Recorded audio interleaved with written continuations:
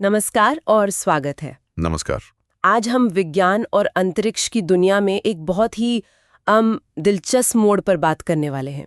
जी। हमारा विषय है इसरो का एक खास मिशन होप। हाँ, होप मिशन। हमारे पास इंडियन एक्सप्रेस का एक लेख है जो इसे सिर्फ एक मिशन नहीं कह रहा बल्कि यूपीएससी यानी सिविल सेवा परीक्षा की तैयारी करने वालों के लिए एक बहुत जरूरी जानकारी, एक नॉलेज नगट बता रहा है। अच्छा, नॉलेज नगट, ये जरूरी बात है। हाँ, तो आज हमारी कोशिश रहेगी कि हम इसे थोड़ा खोलकर देखें, समझें कि ये एनालॉग मिशन ये क्या होता है और ये भारत की स्पेस महत्वाकांक्षाओं और जाहिर है यूपीएससी उम्मीदवारों के लिए इतना अहम क्यों है। बिल्कुल, चलिए शुरू करते हैं। तो सबसे पहले ये समझते हैं कि ये एनालॉग मिशन होता क्या है, मतलब अंतरिक्ष के संदर्भ में। हाँ, देखिए, ये समझना जरूरी है।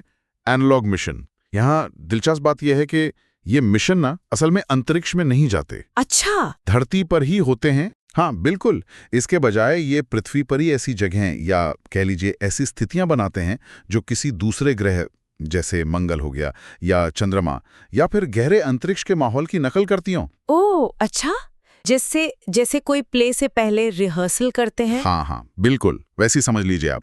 एक तरह का हाईटेक रिहर्सल। इनका जो मुख्य उद्देश्य है वो है भविष्य के असली अंतरिक्ष मिशनों की तैयारी, और खास तौर पर उन मिशनों की जिनमें इंसान शामिल होंगे, मतलब मानव मिशन। ओके। तो इन एनालॉग मिशनों में क्या होता है? नई टेक्नोलॉजी टेस्ट होती है। अंतरिक्ष यात्रियों को जो शारीरिक और मनोवैज्ञानिक चुनौतियां आ सकती हैं उनका अध्ययन होता है, और जो मिशन चलाने के तौर तरीके हैं उनको परखा जाता है। ठीक है। तो संक्षेप में कहें तो ये धरती पर अंतरिक्ष मिशन का एक कंट्रोल्ड में सुरक्षित माहौल में एक पूर्वाभ्यास है। समझ गई, एक तरह का सिमुलेशन, ताकि असली मिशन के लिए हम ज्यादा तैयार हो। ये कॉन्सेप्ट तो क्लियर हुआ। अब आते हैं इसरो के होप मिशन पे। इंडियन एक्सप्रेस का लेख इसके बारे में क्या बताता है? इसके क्या खास लक्ष्य है? जी हाँ। किस तरह के मतलब सिमुलेशन होंगे इसमें? कहाँ हो रहा है ये सब? हाँ, देखिए, होप का जो पूरा नाम है ह्यूमन एक्सप्लोरेशन प्रोग्राम्ड एनालॉग, वो खुद ही इसके मकसद की तरफ इशारा करता है। अच्छा, ह्यूमन एक्सप्लोरेशन प्रोग्राम्ड एनालॉग। जी, ये मिशन सीधे तौर पर इसरो का जो महत्वाकांक्षी मानव अंतरिक्ष उड़ान कार्यक्रम है गगनयान, हाँ, गगनयान, और उससे भी आगे भविष्य के जो अंतर्ग्रहीय मिशन है जैसे चांद पर या मंगल पर इंसान भेजना, उसकी तैयारी का एक बहुत महत्वपूर्ण हिस्सा है। लेख के मुताबिक इसके कई मुख्य उद्देश्य हैं। पहला, कि जो लंबे समय के स्पेस मिशन होते हैं उनमें एस्ट्रोनॉट्स की बॉडी और माइंड पर क्या असर पड़ता है उसका गहराई से अध्ययन करना। ओके। दूसरा, एक बंद और सीमित माहौल में जो लाइफ सपोर्ट सिस्टम्स होते हैं, हाँ, उनकी फंक्शनैलिटी और रिलायबिलिटी को टेस्ट करना। मतलब हवा, पानी, खाना, ये सब कैसे मैनेज होगा। सही, बहुत जरूरी। बिल्कुल। और तीसरा, उन टेक्नोलॉजीज का मूल्यांकन करना जिनकी जरूरत हमें भविष्य में चांद या मंगल पर उतरने और रहने के लिए पड़ेगी। आपने शारीरिक और मनोवैज्ञानिक प्रभावों की बात की। यहाँ ये वाकई दिलचस्प हो जाता है। इसका मतलब क्या इसमें सचमुच लोग शामिल होंगे? मतलब एक बनाई हुई बंद जगह पर लंबे समय तक, ठीक वैसे ही जैसे एस्ट्रोनॉट स्पेस स्टेशन में या स्पेसक्राफ्ट में रहते हैं। बिल्कुल सही समझा आपने। एनालॉग मिशनों की एक बड़ी खासियत यही है कि इनमें अक्सर एक क्रू यानी एक दल शामिल होता है। अच्छा। ये क्रू मेंबर्स एक तय समय के लिए एक खास तौर पर डिजाइन किए गए आवास में रहते हैं और काम करते हैं। उसको तकनीकी भाषा में हैबिटैट कहते हैं। हैबिटैट, ठीक है। हाँ, लेख बताता है कि ये हैबिटैट पृथ्वी पर ही किसी ऐसी जगह बनाए जाते हैं जो थोड़ी दूर हों या जहाँ के हालात चुनौतीपूर्ण हों, जैसे कोई रेगिस्तान हो सकता है, कोई बर्फीला इलाका, या कभी-कभी पानी के नीचे भी। पानी के नीचे भी? वाह। हाँ, ऐसा इसलिए ताकि बाहरी दुनिया से जो अलगाव होता है, आइसोलेशन, सीमित संसाधनों में गुजारा करना और एक छोटे बंद ग्रुप में मिलकर काम करना, इन स्थितियों का अनुभव हो सके, क्योंकि यही सब तो असली स्पेस मिशन में होता है। सही बात है। होप मिशन के मामले में भी ऐसा ही होने की उम्मीद है। लेख में शायद इसकी पक्की अवधि या जगह ना बताई गई हो, ऐसी जानकारी थोड़ी कॉन्फिडेंशियल होती है। हाँ, समझ सकती हूँ। पर आमतौर पर ऐसे मिशन कुछ हफ्तों से लेके कई महीनों तक भी चल सकते हैं। कई महीने? जी, इस दौरान क्रू मेंबर्स अलग-अलग वैज्ञानिक प्रयोग करते हैं, मशीनों का रखरखाव सीखते हैं, इमरजेंसी सिचुएशन को कैसे हैंडल करना है उसका अभ्यास करते हैं, और सबसे जरूरी, उनके स्वास्थ्य, उनके व्यवहार, नींद के पैटर्न, स्ट्रेस लेवल और टीम की आपसी केमिस्ट्री पर लगातार नजर रखी जाती है। ये तो वाकई बहुत बहुत गहरा काम है। मतलब सिर्फ रॉकेट साइंस और इंजीनियरिंग नहीं, बल्कि इंसानी सहनशक्ति, मनोविज्ञान, टीम डायनामिक्स, इन सब पर भी उतना ही फोकस है। बिल्कुल। ये बात अक्सर स्पेस मिशन की चर्चा में शायद उतनी सामने नहीं आती, पर लंबी यात्राओं के लिए तो ये बेहद जरूरी है कि एस्ट्रोनॉट्स फिजिकली और मेंटली फिट रहें। आपने बिल्कुल सही नब्ज पकड़ी है। और अगर हम इसे थोड़ा और बड़े कैनवस पर देखें तो इसरो के लिए होप जैसे एनालॉग मिशन का महत्व बहुत ज्यादा है। देखिए, भारत अब सिर्फ सैटेलाइट लॉन्च करने वाला देश नहीं रहा। हम स्पेस एक्सप्लोरेशन के अगले फेज में जा रहे हैं। इसमें मानव को अंतरिक्ष में भेजना यानी गगनयान जी, और भविष्य में चंद्रमा और मंगल पर अपनी उपस्थिति दर्ज कराना शामिल है। होप जैसे मिशन इन बड़े मुश्किल लक्ष्यों की नींव रखने जैसा काम कर रहे हैं। अच्छा, नींव रखना। हाँ, ये हमें उन अनगिनत छोटी बड़ी चुनौतियों को पहले ही समझने और उनका हल खोजने का मौका देते हैं, जिनका सामना असली मिशन में करना पड़ सकता है। ये चुनौतियां टेक्निकल हो सकती हैं, मान लीजिए कोई मशीन ठीक से काम ना करे, लॉजिस्टिकल हो सकती हैं, संसाधनों का मैनेजमेंट, या मानवीय भी हो सकती हैं, जैसे क्रू के बीच कोई तनाव हो जाए। सही है। तो एनालॉग मिशन हमें कम रिस्क और कम लागत पर जरूरी डेटा इकट्ठा करने, मिशन के लिए स्टैंडर्ड ऑपरेटिंग प्रोसीजर यानी SOPs बनाने और क्रू को असली हालात के लिए ट्रेन करने का एक बहुत कीमती मौका देते हैं। हाँ, ये तो है। मतलब सीधे स्पेस में जाकर प्रॉब्लम पता चले, उससे तो कहीं बेहतर है कि हम धरती पर ही उसका अंदाजा लगा लें। एग्जैक्टली। तो इसका मतलब ये हुआ कि होप मिशन से जो भी सीखा जाएगा उसका सीधा फायदा गगनयान मिशन को मिलेगा, या ये उससे भी आगे जैसे भविष्य के चंद्र या मंगल मिशनों के लिए ज्यादा जरूरी है? देखिए, लेख का जो विश्लेषण है उसके हिसाब से ये दोनों के लिए महत्वपूर्ण है। अच्छा, दोनों के लिए। हाँ, पर शायद भविष्य के मिशनों पर इसका असर और भी गहरा होगा। गगनयान भारत का पहला मानव अंतरिक्ष उड़ान मिशन है। जाहिर है, होप से मिली सीख गगनयान के क्रू की सिलेक्शन प्रोसेस, उनकी ट्रेनिंग मॉड्यूल, मिशन के दौरान उनकी हेल्थ मॉनिटरिंग और ओवरऑल मिशन ऑपरेशंस को बेहतर बनाने में मदद करेगी। लेकिन होप का जो नजरिया है वो गगनयान के कुछ दिनों के मिशन से भी आगे का है। ओके। जब हम बात करते हैं चांद पर लंबे समय तक रहने के लिए बेस बनाने की, या मंगल ग्रह तक की जो महीनों लंबी यात्रा है और वहां रहने की, तो चुनौतियां कई गुना बढ़ जाती हैं। हाँ, जाहिर है। रेडिएशन का खतरा बढ़ जाता है, पृथ्वी से कम्युनिकेशन में बहुत देरी होती है, संसाधनों को वहीं पर बनाने या रिसाइकिल करने की जरूरत पड़ती है, जिसे ISRU कहते हैं। ISRU, इन सिचु रिसोर्स यूटिलाइजेशन। बिल्कुल। और मनोवैज्ञानिक दबाव भी कहीं ज्यादा होता है। होप मिशन इन भविष्य की और ज्यादा जटिल चुनौतियों के लिए भी जमीन तैयार कर रहा है। ये इसरो की long term space exploration strategy का एक अभिन्न हिस्सा है। ये सिर्फ पहला कदम गगनयान नहीं, बल्कि उसके आगे के कई कदमों की प्लानिंग है। समझ गई, ये इसरो की बड़ी योजना का हिस्सा है। अब उस बात पर आते हैं जिसे इंडियन एक्सप्रेस के लेख ने खास तौर पर हाईलाइट किया है, UPSC परीक्षा के लिए इसकी प्रासंगिकता। लेखक क्यों कहता है कि ये जानकारी UPSC उम्मीदवारों के लिए अवश्य जानना चाहिए? एक मिशन की तैयारी पर इतना जोर क्यों? ये बहुत जरूरी सवाल है और लेख का ये पहलू इसे खास बनाता है। देखिए, लेख इसे UPSC उम्मीदवारों के लिए जरूरी इसलिए बता रहा है क्योंकि होप मिशन सिर्फ एक साइंटिफिक एक्सपेरिमेंट नहीं है। ये कई बड़े ट्रेंड्स और थीम्स का प्रतीक है जो परीक्षा के नजरिए से महत्वपूर्ण है। सबसे पहले ये भारत के साइंस एंड टेक्नोलॉजी, खासकर स्पेस सेक्टर में जो लेटेस्ट और एडवांस प्रगति हो रही है उसे दिखाता है। ठीक है। UPSC सिलेबस में जनरल साइंस एंड टेक्नोलॉजी एक मेन सेक्शन है और साथ ही करंट अफेयर्स भी। होप मिशन इन दोनों में बिल्कुल फिट बैठता है। तो ये सिर्फ साइंस एंड टेक का टॉपिक नहीं बल्कि करंट अफेयर्स का भी अहम हिस्सा है। इसे किस तरह के सवालों से जोड़ा जा सकता है? हाँ, बिल्कुल। प्रीलिम्स ने हो सकता है सीधे होप मिशन के उद्देश्य, ये किस तरह का मिशन है, एनालॉग मिशन की परिभाषा, या इसरो के दूसरे संबंधित प्रोग्राम जैसे गगनयान के बारे में फैक्ट्स पर सवाल आ जाएं। ओके। लेकिन इसका महत्व मेंस के लिए और भी बढ़ जाता है। मेंस में जहां एनालिटिकल समझ चाहिए होती है, होप मिशन को आप भारत की बढ़ती स्पेस के कैपेबिलिटीज, R&D में निवेश का महत्व, S&T में आत्मनिर्भरता, आत्मनिर्भर भारत और यहां तक कि ग्लोबल स्टेज पर भारत के बदलते रोल जैसे बड़े विषयों से जोड़कर देख सकते हैं। अच्छा, और निबंध में भी? हाँ, बिल्कुल।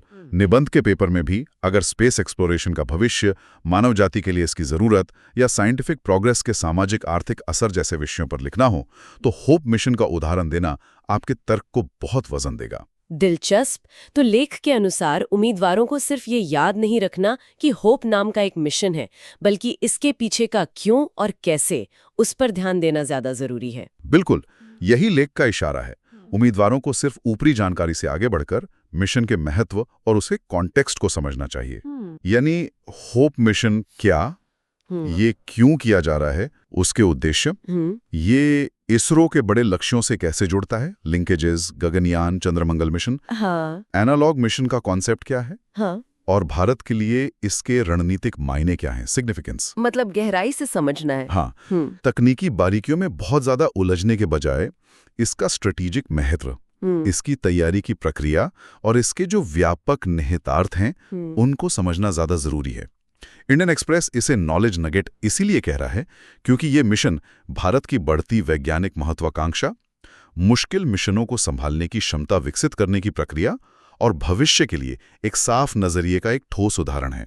यूपीएससी उम्मीदवारों से उम्मीद की जाती है कि वे इन गहराइयों को समझें जी। वे ये विश्लेषण कर सकें कि ये मिशन भारत की वैज्ञानिक ताकत और भविष्य की योजनाओं का प्रतीक कैसे है। सही कहा, ये सिर्फ तथ्यों का खेल नहीं बल्कि विश्लेषण और समझ का है। क्या से ज्यादा क्यों और इसका मतलब क्या है, ये समझना जरूरी है, खासकर यूपीएससी जैसी परीक्षा के लिए जहां मुद्दों की गहरी समझ परखी जाती है। निश्चित रूप से। अब अगर हम इसके विश्लेषण और निहितार्थों पर थोड़ी और गहराई से नजर डालें तो इस मिशन से जो सीखा जाएगा ना, उसका इस्तेमाल सिर्फ अंतरिक्ष तक ही सीमित नहीं रहेगा। अच्छा, और कहाँ? सबसे पहला फायदा तो जाहिर है भविष्य के स्पेस मिशनों के डिजाइन, प्लानिंग और ऑपरेशन को बेहतर बनाने में होगा। हाँ, वो तो है ही। लेकिन इसके अलावा जो चरम और बंद वातावरण में इंसानी व्यवहार, सहन शक्ति और परफॉर्मेंस पर जानकारी मिलेगी, उसका उपयोग पृथ्वी पर भी कई क्षेत्रों में हो सकता है। जैसे सोचिए, ध्रुवीय क्षेत्रों में काम करने वाले वैज्ञानिक या लंबे समय तक पनडुब्बियों में रहने वाले नौसैनिक या मुश्किल इलाकों में डिजास्टर रिलीफ में लगे लोग, उनके लिए भी ये फाइंडिंग्स काफी काम की हो सकती हैं। हाँ, ये तो सोचा ही नहीं था। इसी तरह होप मिशन के लिए जो एडवांस्ड लाइफ सपोर्ट सिस्टम्स या वाटर रिसाइकलिंग टेक्नोलॉजीज या एनर्जी एफिशिएंट सिस्टम्स डेवलप किए जाएंगे, वो भविष्य में पृथ्वी पर सस्टेनेबल लिविंग के लिए भी प्रासंगिक हो सकते हैं। ये तो एक बहुत ही महत्वपूर्ण पहलू है। स्पेस की तैयारी धरती पर भी काम आ सकती है, लेकिन क्या इन एनालॉग मिशनों में अपनी कुछ चुनौतियां भी होती हैं? मतलब क्या ये पूरी तरह से स्पेस की नकल कर पाते हैं? चुनौतियां तो हैं, बिल्कुल हैं। शायद सबसे बड़ी चुनौती यही है कि पृथ्वी पर रहते हुए अंतरिक्ष के माहौल की 100% नकल करना नामुमकिन है। अच्छा, जैसे आप जीरो ग्रेविटी या माइक्रोग्रेविटी का अनुभव नहीं करा सकते। हाँ, कुछ हद तक उसके असर का अध्ययन किया जा सकता है, पर वो अनुभव अलग है। अंतरिक्ष में जो तेज कॉस्मिक रेडिएशन होता है, उस लेवल को पृथ्वी पर पूरी तरह से दोहराना भी बहुत मुश्किल है। फिर असली स्पेस मिशन में पृथ्वी से जो बहुत ज्यादा दूरी और अलगाव की भावना होती है, उसे भी पूरी तरह महसूस कराना कठिन है। सही। दूसरी बड़ी चुनौती क्रू के मनोवैज्ञानिक स्वास्थ्य और आपसी तालमेल को बनाए रखना है। लंबे समय तक एक छोटी सी बंद जगह में कुछ ही लोगों के साथ एक स्ट्रेसफुल माहौल में रहना, ये किसी के लिए भी आसान नहीं होता। हाँ, बिल्कुल। तकनीकी विफलताएं भी सिमुलेशन का हिस्सा हो सकती हैं, जिनसे निपटना सीखना होता है। तो इन मिशनों की सफलता इस बात पर निर्भर करती है कि सिमुलेशन कितना यथार्थवादी बनाया जा सका है और उससे मिला डेटा कितना भरोसेमंद और उपयोगी है।